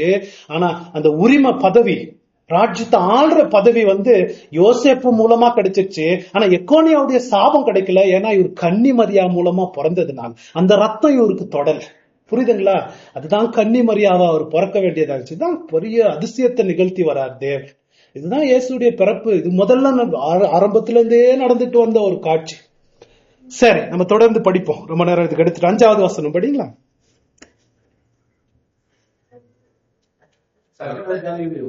இரும்புக்கோளால் ஆளுகை செய்யும் ஆண் பிள்ளைகளை அவள் பெற்றாள். அவளுடைய பிள்ளை தேவனிடத்திற்கோ அவருடைய சிங்காசனத்து இடத்திற்கோ எடுத்துக் கொள்ளப்பட்டது. ஜானுடைய எழுத்துக்கள் நீங்க பார்க்கணும். இயேசு கிறிஸ்துவனுடைய பிறப்பு, வாழ்க்கை, மரணம், உயிர்த்தெழுதல் ஒரே லைன்ல முடிச்சுட்டார். அதான் ரொம்ப சுருக்கமா முடிச்சுட்டார். அது ரொம்ப அதிசயமா. என்ன ஒரு சாத்தான கேலி பண்ற மாதிரி கூட எழுதலாம். நீ 7 கொம்புனா வச்சு 10 கொம்புனா வச்சுக்கிட்டு இருக்கு, 7 கிரீடம்னா வச்சுக்கிட்டு, முழு பவரை வச்சுக்கிட்டு, ரெட்டா பெருசாது. மேசியா போறத உன்னால ஒண்ணும் பண்ண முடிஞ்சா? ஒண்ணும் பண்ண முடியல. அவர் நிகழ்த்திட்டு போயிட்டாரு. அந்த கர்ப்பிணி ஸ்திரீயாவது உன்னால ஒண்ணும் பண்ண முடிஞ்சா? ஒண்ணும் பண்ண முடியல. தேவனுக்கு முன்பதாக ஒண்ணும் பண்ண முடியல. மேசியா பிறந்தா சகல ஜாதிகளையும் ஆளுகிறவர். அதிசயமாய் எல்லா ஜாதிகளுடைய ஆசை, உலகத்தின் ரட்சகர், நரதேவன். அந்த பாட்டுல வருது, நரதேவன், ஒப்பில்லாத மைந்தன். ஏற்ற காலத்தில் அவர் பிறந்து மாட்டுக்கொட்டாயில, ஒரு இதுல பிறக்கல, பேலஸ்ல பிறக்கல, மாட்டுக்கொட்டாயில பிறந்தார். அந்த மாட்டுக்கொட்டாயில அங்க வலுசர்ப்பு இருந்துச்சா? அவர் மாட்டுக்கொட்டாயில பிறந்திருக்கும் போது எங்க இருந்துச்சு? அங்க ஆசாரி அங்க வர்றாங்க தேடிட்டு, யூதர்களுடைய ராஜா எங்கே, அவருடைய நட்சத்திரை பார்த்தோம் அப்படின்னு வராங்க. அங்க ஏரோது, ஐயோ அவர் பிறந்திருக்கிறாரா, எனக்கு பார்த்து எனக்கு சொல்லுங்க, நானும் வர்ஷிப் பண்ணணும். காதுல ஓதுது. பாருங்களேன், வலுசர்ப்பம் காதுல ஓதுது. அங்க அங்க இருந்த எல்லா குழந்தைகளையும் கண்ணு மண்ணு பார்க்காம, அதனோட வெறி பாருங்களேன். மனுஷங்க அப்படி செய்ய மாட்டாங்க. என்னதான் கொடுமையான ராஜா இருந்தாலும் அவனுடைய பவர்ல அப்படி செய்ய முடியும். அப்படியெல்லாம் செயல்படுறதுக்கு காரணம் இந்த பிசாசுங்க. பிசாசுதான் நிகழ்த்தி வருது. நம்ம நினைக்கிற ஏரோதுடைய பதவி வெறியன் இல்ல, அந்த பதவி வெறியை பயன்படுத்தி செயல்படுத்துறது இந்த வலுசர்ப்பம். அதான் நம்ம பார்க்கணும். இதுக்கு பின்னாடி எல்லாம் யார் இருக்கிறதுன்றத நம்ம காமிச்சிட்டு வர்றாரு. அது எல்லா குழந்தைகளையும் அழிக்க பார்த்தா, ஆனா அந்த வலுசர்ப்பம் விழுங்கலான்னு வந்துச்சு. யோசிச்சு பாருங்க. அந்த கதை சொல்லிட்டு இருக்கும் போது அது வாயை திறந்துகிட்டு வருது, இந்த குழந்தைய விழுங்கலான்னு வருது. அந்த குழந்தை பிறந்துருச்சு. விழுங்கலான்னு வரும்போது இது வாய் பல்லுகிட்ட போயிடும் போலகுது. சடனா இந்த குழந்தை வானத்துல ஏறி போயிடுச்சு. இது கபக்குன்னு வாயை முடிச்சு. அது வாய்க்கு வெறும் காத்து தான் கிடைச்சிச்சு, ஒன்னும் கிடைக்கல. அந்த குழந்தை பிறந்து நம்ம நினைக்கிறோம் அவர் வெறும் பிறக்கும் போது தான் அவருக்கு ஆபத்து இருந்துச்சுன்னு. அவர் குழந்தையா வளரும் போது என்ன பிரச்சனை பண்ணிருக்கோம். ஒவ்வொரு அவரும் அவருக்கு இந்த உலகத்துல எவ்வளவு டேஞ்சர் லைஃப் ரிஸ்க் இருந்திருக்கும் யோசிச்சு பாருங்களேன். ஒவ்வொரு நிமிஷமும் அவர் இந்த உலகத்துல வாழ்ந்தது பெரிய அற்புதம். அவர் வாலிபமா இருக்கும் போது எத்தனை சோதனைகள், எத்தனை பிரச்சனைகள். ஏன் அவர் ஊழியம் ஆரம்பிச்சு முதல் சர்மன் கொடுக்கும் போதே என்ன பண்ணுச்சு, எல்லாரையும் பிடிச்சி தூக்கிட்டு போய் மலையில இருந்து தள்ள பார்க்கல, மனுஷங்களை தான் பாக்குறோம். நம்ம வலு சர்ப்பம் பின்னாடி இருக்கு. அவர் போதிக்கிறாரு, உண்மையா போதிக்கிறாரு, பிரசவம் பண்றாரு. பரிசேயர்களுடைய பொறாமையை ஏவி விட்டு அவரை கொலை செய்யணும்னு பாக்குது பாருங்களேன். கொலை செஞ்சு அவர் எப்படியோ கெத்செமனேல பிடிச்சிருச்சு. ரொம்ப ட்ரை பண்ணி ஒரே சந்தோஷம். யூதாசுடைய பொருளாசை பிரச்சனை இல்ல, அந்த பொருளாசையை பயன்படுத்தி அங்க போர் நடக்கிறத நம்ம பாக்குறோம். மனுஷர்களை பயன்படுத்த பார்த்தோம். பொருளாசையை பயன்படுத்தி அந்த மேசியா வித்தை பிடித்து சிலுவையில அரைஞ்சிருச்சு. அவர் சிலுவையில செத்து கல்லறையில வச்ச உடனே அப்பாடா ஒரு பெரிய பார்ட்டி, நரகத்தின் பார்ட்டி, பெரிய ஆனந்தம் கொண்டாட்டம் நடக்குது. ஆனா அந்த 3வது நாள்ல எந்திரிச்சாரு பாருங்க, தேவாதி தேவனாக எந்திரிச்சு. அதான் போட்டிருக்கு, என்ன போட்டிருக்கு அந்த வசனத்துல, அவர் வானத்துக்கு எடுத்துக்கொள்ளப்பட்டு தேவனிடத்திற்கும் அவருடைய சிங்காசனத்திடத்திற்கும் எடுத்துக்கொள்ளப்பட்டு, தேவனிடத்துக்கும் அவருடைய சிங்காசனத்துக்கு எடுத்துக்கும் வெற்றி வேந்தன் எடுத்துக்கொள்ளப்பட்டு, எல்லா நாமத்தை விட உயர்ந்த நாமம் சூட்டப்பட்டு கர்த்தாதி கர்த்தன் ராஜாதி ராஜனாக அவர் எடுத்துக்கொள்ளப்பட்டார். இந்த வலு சர்ப்பம் தோத்து போயிருச்சு. ஆனா அந்த தோத்து போன வலு சர்ப்பம் அதோடு நிக்குமா? அது நிக்காது. என்ன பண்ணுது? அடுத்த வசனம் 6வது வசனம் படிங்க. ஸ்திரீயானவள் வனாந்தரத்திற்கு ஓடி போனாள். அங்கே 1260 நாளாகவும் அவளை போஷிப்பதற்காக தேவனால் ஆயத்தமாக்கப்பட்ட இடம் அவளுக்கு உண்டாயிருந்தது. இது ஆழமான வசனம், நம்ம அடுத்த வாரம் தொடர்ந்து தியானிப்போம். வனாந்தரத்துக்கு போகப்பட்டானா ரொம்ப ஆழமான தியாலஜி இருக்கு. பழையற்பாடு படத்தை எடுத்து என்ன, பழையற்பாடுல அந்த எகிப்துல இருந்து ஜனங்களை ஆண்டவர் கூட்டு வந்து வனாந்தரத்துல அவங்களை போஷித்து எப்படி கூட்டு வந்தார் கானான் தேசம் போறதுக்கு முன்னாடி, அந்த படத்தை இங்க எடுத்து அந்த ஸ்திரீ, அந்த சபை, உயிர் கொடுத்த அந்த மேசியாவை கொண்டு வந்த அந்த சபை அந்த பிசாசு அந்த சபைக்கு பின்பதாக போறதை நம்ம பார்க்க போறோம். அது இயேசுவை ஒன்னும் பண்ண முடியல, அவர் ஜெயிச்சுட்டு போயிட்டாரு. அது சும்மா அடங்காதது. இந்த சபை பின்னாடி வருது, சபையை அழிக்கணும்னு. இந்த வலு சர்ப்பம் வருது, அதை கெடுக்கணும்னு வருது. அது வரும்போது ஆண்டவர் என்ன பண்றாரு, அதை வனாந்திரத்துக்கு கூட்டு வந்து உண்மையா பாவத்திலிருந்து விடுபட்டு மனம் திரும்பி வாழுகிற ஒரு சபை வனாந்திரத்துல தான் வாழ்றது. இந்த உலகம் அவங்களுக்கு வீடு இல்ல, ஒரு பயணத்துல அவங்க போறாங்க. பரதேசிங்க அவங்க இந்த உலகத்துல ஒரு பயணத்துல போயிட்டு இருக்கிறாங்க. எங்க போறாங்க? கானான் தேசத்தை நோக்கி போயிட்டு இருக்கிறாங்க. அதுதான் நம்ம பார்க்க போறோம் அடுத்த வாரம். எத்தனை நாள்? 1260 நாட்கள். என்ன அந்த டைம்? இயேசுடைய 1வது வருகையும் 2வது வருகையும். அதுதான் அங்க போட்டிருக்கு. சபை வாழ்க்கை ஒரு வனாந்திர வாழ்க்கை. ரெவலேஷன் நம்ம காமிக்க போகுது, ஒரு வனாந்திர வாழ்க்கை. தேவன் அவங்கள அங்க போஷிக்கிறார். அங்க 7 சபைகள் பாடுபட்டுக்கிட்டு இருக்கு இல்லையா, அவங்க ரொம்ப இன்பமா இருக்கிறாங்க.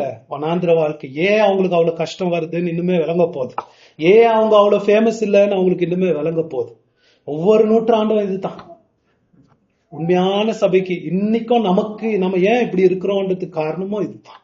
நமக்கு பின்னாடி ஒரு பெரிய வலு சர்ப்பம் இருக்கு. அதை பத்தி அடுத்த வாரம் நம்ம படிப்போம். சரி, பயன்பாடுக்கு 3 காரியத்தை நான் சொல்லி முடிக்கிறேன். முதலாவது சபையுடைய பெரிய பிரஸ்டீஜியஸ் நிலைமையை நம்ம பார்க்கணுங்க. சபை எவ்வளவு உயர்ந்த நிலைமையில ஆண்டவர் பார்க்கிறார். வேதத்தை உண்மையா நம்புகிற கிறிஸ்தவர்கள், வேத சபை உலகத்துக்கு ரொம்ப வினோதமாக இருக்கிறது. உங்களுக்கு தெரியுமா? நம்ம எல்லாம் ரொம்ப வினோதம். உங்களுக்கு தெரியுமா தெரியல, எங்க ரிலேட்டிவ்ஸ்க்கு மத்தியில நம்ம சபைனாவே ரொம்ப ஸ்ட்ரேஞ்ச். அவங்க எப்ப பார் பைபிளை படிப்பாங்க, பஜனை பாடிக்கிட்டு இதை பாடிக்கிட்டு, இதெல்லாம் இல்ல. ஒரு ஆவியே இல்ல இல்லைங்களா? ஆவி இல்ல, உணர்ச்சி இல்ல. அதே தான் அவங்களுக்கு ஒரு வினோதமான இருக்கு. ஏன் அப்படின்னா, இந்த வலு சர்ப்பம் ஒரு பொய்யான ஒரு கிறிஸ்தவத்தை உயரமா இறக்கி வச்சிருக்கு. வேதனை உலகத்துல 50 பில்லியன் பீப்புள் கரிஸ்மேட்டிக் பென்டிகாஸ்டர்ஸ். அவங்களுடைய மதம் வெறும் அற்புதம், அந்நிய பாஷை, உணர்ச்சிகள், வெறும் மியூசிக்கு, ராக் மியூசிக்கு, இதுலயே தான் ஆயுச கழிக்கிற ஒரு மதம். இதுவா கிறிஸ்தவம்? இது இல்ல 19ஆம் நூற்றாண்டுல ஸ்டார்ட் ஆன கிறிஸ்தவம். இது இல்ல முன்னாடி இருந்த கிறிஸ்தவம். ஒரு மனுஷன் மாறணும், ஒரு மனுஷன் மறுபடியும் மறுபரூபம் அடையணும்னா அவன் மனசாட்சி தொடப்படும் இல்லைங்களா? எப்படி மனசாட்சி தொடப்படும்? ஆண்டவர் அப்படிதான் பண்ணிருக்காரு. அவன் சிந்திக்க வைக்கணும். சத்தியம் ஒண்ணுதான் அவனை சிந்திக்க வைக்கும். உட்கார் வச்சு பார்ப்பான், அந்த வசனத்தை யோசிப்பான். அவன் சிந்திக்கும் போதுதான் அவன் மனசு மாறுது, அவன் வாழ்க்கையில மறுரூபம். அதெல்லாம் பெரிய பவர்ஃபுல்லா தெரியாது. அவனுக்கு தெரியும் அவன் மாறிட்டு வர்றான். பெரிய வெளியே பெரிய பிரகாரமா குளோரியஸா தெரியாது, ஆனா மாறிட்டு வர. அதாங்க கிறிஸ்தவம். வேத சத்தியத்தை தெளிவுபடுறதுக்கு எந்த விதமான உதவி செய்யாத ஒரு பெரிய மதம் வந்து நின்றுட்டு இருக்கு. ரொம்ப பயங்கரமா நின்றுட்டு ஆர்கோஷம், என்ன பவர், என்ன வல்லமை, ரொம்ப அட்ராக்டிவா இருக்குது எல்லாருக்கும். நம்மள பார்த்தா அட்ராக்டிவா இல்ல. நம்ம பார்த்தா எல்லா மூளையில நம்மளை பத்தி சொல்றதுக்கே நமக்கு வெக்கமா இருக்கு சில இடங்கள்ல. ஆனா வேதம் பாருங்களேன், வல்லமை கிரீடம் சூட்டப்பட்ட சபையாக நம்மளை காட்டுதுங்க. ஒரு சிண்ட்ரலா கதை மாதிரி உண்மையான சபை கதை. சிண்ட்ரலா கதை உங்களுக்கு தெரியும் இல்லைங்களா? அது வேலைக்காரி மாதிரி இருக்கு பாக்குறதுக்கு, ஆனா அதனோட மகிமை ஒரு நாள் வரப்போகுது. அதான் இந்த வசனத்தை பாக்குறோம். அதனோட மகிமையை பாருங்க, எவ்வளோ உயர்த்தி உங்களை தான் உயர்த்தி இருக்கிறார் ஆண்டவர். இந்த 7 சபைங்க கஷ்டப்படுற மாதிரி தான். நம்மள யாரும் மதிக்கிறது இல்லை. நமக்கு யாரும் நம்ம மெசேஜ் எல்லாரும் ரிஜெக்ட் தான் பண்றாங்க. கும்மாலம் போட்டு மியூசிக்க போட்டு அதெல்லாம் போடுறது ரொம்ப கஷ்டமா. உபாசத்துக்காக ஜபம், அதை ஜபம், இதை ஜபம், வெறும் ஏமாற்றம். அங்கதான் அட்ராக்ஷன் இருக்கு. வலுசற்ப அதைத்தான் எல்லாரையும் ஏமாத்திவாங்க. உண்மையான சபை. ஆனா நம்ம சோர்ந்து போக வேண்டியது இல்லை. நம்ம சோர்ந்து போய் நம்மளுடைய காட்சி பாருங்களேன், இந்த உலகத்திலேயே கிரேட்டஸ்ட் இன்ஸ்டிடியூஷன், உலகத்திலேயே மிகப்பெரிய சிருஷ்டிப்பு சபை தாங்க. அந்த சபையில நம்ம இருக்கிறோம். நம்முடைய உயர்ந்த நிலைமையை பார்த்து அந்த சபைக்கு தான் இயேசு வரப்போறார். அவர் வரும்போது இவங்களெல்லாம் பார்த்து என்ன சொல்ல போறாரு? ஆண்டவரே, உம்முடைய நாமத்தில் அற்புதம் செய்தோம், உம்முடைய நாமத்தில் தீர்க்க தரிசனம் பேசணும், உம்முடைய வேற யாரதான் சொல்ல முடியும்? அவரு யோசிச்சு பாருங்களேன். இது தெரியல. நான் தான் ஒரு பெண்டிகாஸ்ட்ல குரூப்ல பேசினேன். உங்களை விட்டு வேற யார சொல்றாருன்னு நீங்க நினைக்கிறீங்க? இப்படியே சொன்னேன் நான். உங்களை விட்டு வேற யார சொல்றாருன்னு நினைக்கிறீங்க நீங்க? இது யார சொல்ல முடியும்? யோசிச்சு பாருங்களேன். அதைத்தான் இது நிறைவேறிக்கிட்டு இருக்கு. எங்களுக்கு ரொம்ப கோபம் தான் அவங்களுக்கு வந்துச்சு. உங்களை தான் சொல்றாரு இது. என்னுடைய நியாயப்பிரமாணத்தை மீறுகிறவர்களே, எல்லா நியாயப்பிரமாணத்தை மீறுகிறவங்க, பிறனுக்கே நல்லது செஞ்சதே இல்ல. பாருங்களேன், அட்லீஸ்ட் சிஎஸ்ஐ சபை, ரோமன் கத்தோலிக் சபை, கொஞ்சம் ஒரு சிஎஸ்ஐ ஹாஸ்பிட்டல் இருக்கு, மார்த்தா ஹாஸ்பிட்டல் இருக்கு. ஏன்னா பெண்டகாஸ்டல் ஹாஸ்பிட்டல் பாத்துருக்கீங்களா? மனித நலவாதத்துக்கு ஏதாவது பண்ணி இருக்கிறாங்களா? இல்ல. எல்லாம் பணம் அவருக்கு தான் போவோம், மேல இருக்கிறவருக்கு. அவரு ஜெட்டு வச்சுட்டு இருப்பாரு, அது வச்சுட்டு இருப்பாரு. 500 பிள்ளைங்களுக்கு சாப்பாடு போடுறேன்னு போர்டெல்லாம் போட்டிருப்பாரு. அந்த பிள்ளைங்களை போய் பாருங்களேன். ஊர்ல கேட்டுக்கிட்டு இருப்பாங்க, பத்தல காசு பத்தலன்னா இவருக்கு ஜெட் இருக்கும், கார் இருக்கும், பென்ஸ் கார். அந்த அந்த போர்டை போட்டு பணத்தை வாங்குறவர் இவரு இதுக்கு வீட்டுக்கு பண்றது. அதுதான் பெண்டகாஸ்டலிசம். எல்லாம் கோடி ஜனமா ஏமாந்து போகுதுங்க. அதை பார்த்து நம்ம ஏமாறக்கூடாது. சபை உண்மையான நம்முடைய சபையினுடைய மகிமை வேதத்தை பார்த்து தான் கத்துக்கணும். உலகம் நமக்கு மதிப்பு கொடுக்காதுங்க. இயேசுக்கு என்ன மதிப்பு கொடுச்சோ அதான் கொடுக்கும். அதை நம்ம மனசுல வச்சுக்கணும். 2வது, சபையினுடைய மிகப்பெரிய சத்ருவை பாருங்களேன். வேர்ஸ்ட் பிக்சர், நம்ம கொடுக்கக்கூடிய வேர்ஸ்ட் பிக்சர், ஒரு குழந்தைய விழுங்குற அளவுக்கு ஒரு வலுசற்பம். உங்கள சில பேர் இத குறித்து ஜாக்கிரதையா இல்ல. நீங்க ஜாக்கிரதையா இருக்கணும். இதை குறித்து ஜாக்கிரதையா இருக்கணும். 1 பேதுரு 5வது அதிகாரம் 8வது வசனம்.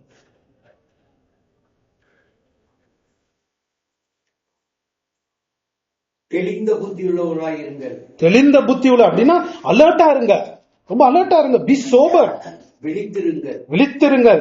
ஏனெனில் உங்கள் எதிரான பிசாசானவன் கெர்ச்சிக்கிற சிங்கம் போல எவனை விழுங்கலாமோ என்று வகை தேடி சுற்றி திரிகிறான். பாருங்களேன், சிங்கம்னு சொன்னாலும் நான் எந்திரிக்க மாட்டேன், வலுசற்பம்னு சொன்னாலும் நான் எந்திரிக்க மாட்டேன், விழுங்கலான்னு காத்துட்டு இருக்க. அப்படிப்பட்டவர்களா நம்ம இருக்கக்கூடாது.